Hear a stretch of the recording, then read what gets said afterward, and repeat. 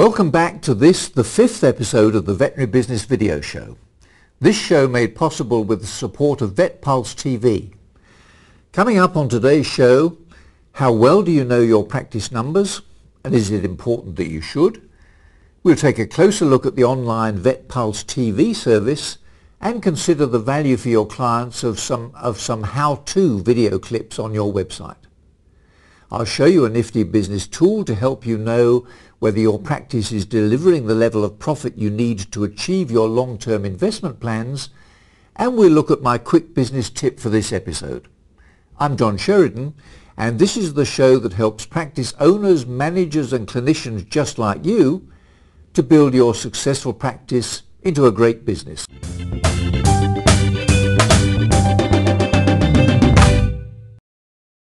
Ever since I became a member of the BSAVA back in 1961, the association has felt unable to include any business management content in its annual congress until this year.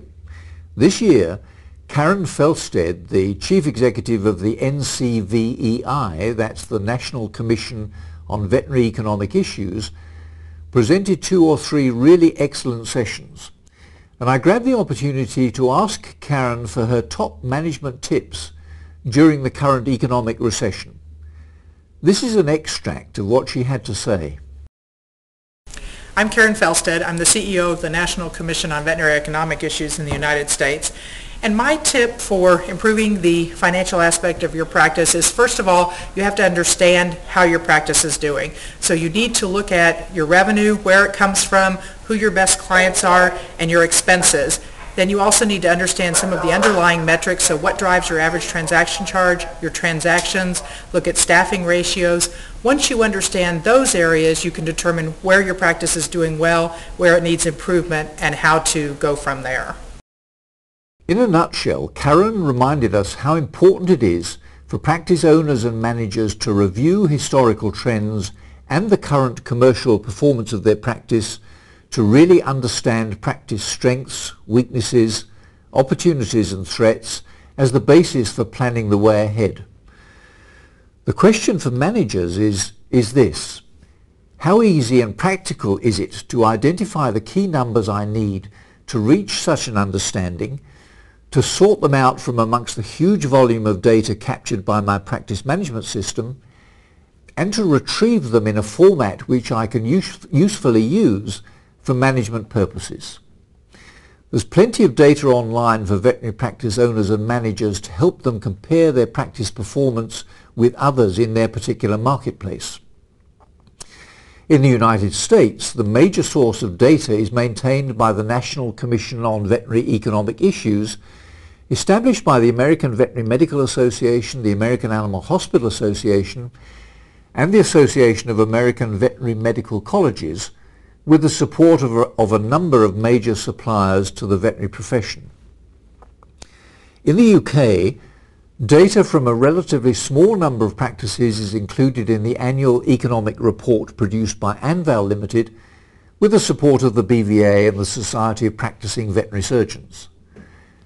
The Fort Dodge indices and the MAI, that's the Management Analysis Indices established by Intervet and AT Systems some years ago, collect and publish comprehensive financial and marketing information from member practices, but no details of practice costs or margins. In this country, some data is also available from firms of accountants who handle the affairs of a number of veterinary practices. For example, a recent copy of the newsletter produced by Dodd & Co., the accountancy firm based in Carlisle, Penrith and Lancaster, reported the results of its annual profit survey for its veterinary practice clients. The report revealed that the average profit per partner or director had increased by 1.4% to £70,915 based on a gross income of £348,467 per principal. The report indicated a wide range of values, but this represented 20.4% of income. Now, before you get too excited, remember that this sum takes no account of the cost of the practice partners in their clinical or managerial role in their own business. If, for example, those practice owners were worthy of a salary of just 40k each, then the net margin was just 8.8% of turnover. If their median salary was a little closer to a realistic level at, say, 60k, then the margin was a paltry 3%. Contrary to recent reports in the press and elsewhere, the profitability of most veterinary practices in the UK is totally inadequate. What is required is a greater recognition by practice owners and managers and the professional associations that serve their interests that better business management for veterinary practice is not just desirable, it's essential.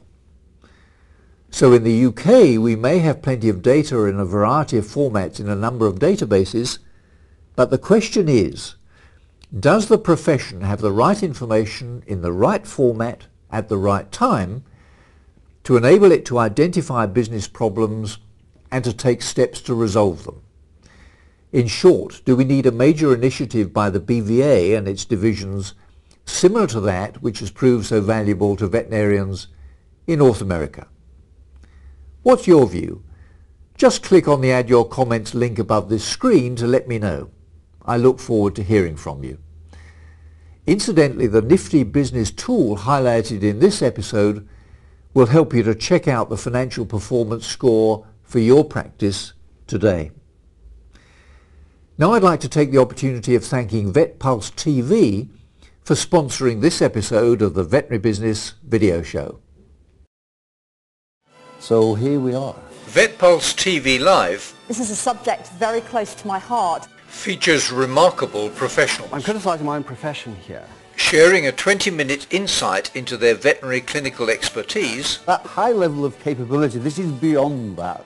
and experiences from further I afield. spent most of my career in Africa. My background is actually marketing. You know, I was just there as a Royal Marine Commando doing what Royal Marine Commandos do. I think it's very easy to lose sight of why you go into the job if you've been in it for any length of time. 3 cows that caught BSE cost the entire world economy $3.5 billion.